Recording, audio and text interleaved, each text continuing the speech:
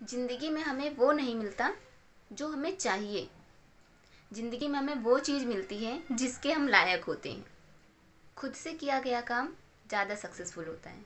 किसी पे डिपेंड होना उतना ही खतरनाक होता है, क्योंकि अपना काम आपको पता है कि आप कब फिनिश करोगे, लेकिन जब आप किसी पे डिपेंड हो जाते हो तब ये नहीं पता होता कि वो काम फिनिश होगा या उसमें और परेशानियाँ आने वाली हैं। तो चलिए स्टार्ट करते हैं हम एक छोटी सी स्टोरी के साथ। नमस्कार दोस्तों, मैं पूजा एक बार फिर से स्वागत करती हूँ आप सभी का मेरे यूट्यूब चैनल में। एक बार दो दोस्त होते हैं और दोनों दोस्त इतने अच्छे होते हैं, उन दोनों में इतनी अच्छी मित्रता होती है, इतने अच्छे वो फ्रेंड होते हैं कि पूरे गांव उनकी तारीफ करते थे। बट दोनों दोस्तों में थोड़ा सा डिफरेंट था। पहला दोस्त कर्म में विश्वास रखता था और दूसरा भगवान पे। मैं इस कहानी को बताने से पहले ये ज़रूर बता देना चाहूँगी कि जो भगवान पे विश्वास करते हैं वो करें। मेरा उद्देश्य ये नहीं है कि मैं भगवान को लेकर के कुछ कहना चाह रही हूँ। अपनी अपनी सोच होती है और अपने अपने काम होते हैं। मेरी बातों को प्लीज़ निगेटिव वे में ना लें। मैं सिर्फ जो समझाना चाहती हूँ उस पर फोकस करें। जैसा कि मैंने बताया कि एक दोस्त कर्म पे बिलीव करता था और दूसरा था भगवान पे कुछ ज़्यादा विश्वास करता था। अब दोनों दोस्त को एक बड़ा सा घर बनवाना था, एक बड़ा सा घर लेना था। उसके लिए काफ़ी मेहनत करनी थी। तो दोनों दोस्तों ने डिसाइड किया कि क्यों ना हम एक बंजर जगह पे कुछ खेती करके, कुछ फसल उगा के, फसल बेच के कुछ अपना एक घर बनाएंगे। तो दोनों दोस्तों ने ये डिसाइड कर लिया और दोनों फिर अपने काम में लग गए। जब दोनों काम में लग गए तो जैसा कि मैंने बताया कि दूसरा दोस्त बहुत ज़्यादा पूजा करता था, वो पूजा में लग गया। और जब वो पूजा में लग गया उसने भगवान से प्रार्थना करनी शुरू करी कि भगवान, आप मुझे बहुत अच्छी फसल देना। और जो भी चीज़ें वो मांगना चाहता था वो सारी चीज़ें बोलने लगा। जो पहला वाला दोस्त था उसने खेती करना शुरू करा। उस खेत में जो भी काम स्टार्ट करना था, तो पहले वाले दोस्त ने जो कर्म पे बिलीव करता था उसने शुरू कर दिया। अपने खेतों में सार बंजर ज़मीन को उसने उपजाऊ ज़मीन बनाई। धीरे धीरे उस पर काम करना शुरू करा। दूसरा दोस्त जो था वो भगवान से सिर्फ प्रार्थना ही कर रहा था कि भगवान आप सारा कुछ अच्छा करना, जो भी चीज़ें हैं। फिर दोनों दोस्तों ने मिलकर खेतों में अच्छी खासी मेहनत करी। लेकिन जो पहला वाला दोस्त था वो थोड़ा मेहनत कम करता था। वो सबसे ज़्यादा टाइम भगवान की प्रेयर में लगाता था, प्रार्थना में लगाता था।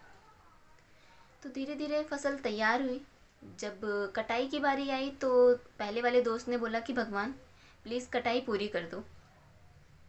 तो जो पहला वाला दोस्त होता है वो पूरा का पूरा कटाई कर देता है और पहले वाले दोस्त ने फिर पूरी कटाई सारा कुछ कर लिया। अब बात आती है कि उस अनाज के बंटवारे की। अब दोनों का बंटवारा होना था। तो पहले वाले दोस्त ने बोला, जो कर्म पे बिलीव करता था, उसने बोला इसमें सबसे ज़्यादा हिस्सा जो 70% होगा वो मेरा होगा, 30% तुम्हारा होगा। तो दूसरा वाला दोस्त बोला कि नहीं, हिस्सा बराबर का होगा क्योंकि मैंने भी उतनी ही मेहनत करी है। तो पहला वाला दोस्त कहता है कि तुमने इसमें मेहनत नहीं करी है, सबसे ज़्यादा मेहनत मैंने करी है। तो जो भगवान पे ट्रस्ट करता था उसने बोला कि मैं अगर भगवान से नहीं बोलता तो तुम्हें इतनी फसल नहीं मिलती, और जब इतनी नहीं मिलती तो तुम ऑब्वियसली कम फसल पाते। इसलिए सबसे ज़्यादा हिस्सा जो मिलना चाहिए वो वैसे तो मुझे मिलना चाहिए, फिर भी मैं आधे की बात कर रहा हूँ। इतने अच्छे दोस्त होने के बावजूद जब इस बात को लेकर उनमें बहस छिड़ गई तो ये बात आगे तक गई। जब ये बात पूरे गांव में फैल गई तो राजा तक गई। राजा ने जब ये बात सुनी तो दोनों को बुलाया गया और फिर पूछा गया कि आखिर बात क्या है। राजा के सामने सारी बात रखी गई कि सारी फसल की तैयारी सारा कुछ मैंने किया और ये भगवान को बहुत ज़्यादा मानता था, और ये इसका कहना ये है कि फसल की जो हिस्सेदारी होगी वो बराबर की होगी। आप बताइए कि दोनों की बराबरी कैसे हो सकती है। तो राजा थोड़ी देर कुछ सोचता है और उसके बाद फिर डिसाइड करता है और बोलता है, मैं दोनों लोगों को एक चावल की बोरी देता हूँ। दोनों चावल में कंकड़ भरे पड़े हैं, आप दोनों लेके जाओ और 3 दिन बाद यहाँ पे आना। और हाँ, एक चीज़ का ध्यान रहे कि ये सारे कंकड़ चावल में से निकल जाने चाहिए। दोनों चावल की बोरी को लेके जाते हैं अपने अपने घर। पहला वाला जो होता है, जो कर्म पे बिलीव करता है, वो चावल की बोरी को खोलता है और अपने कंकड़ को निकालने लग जाता है।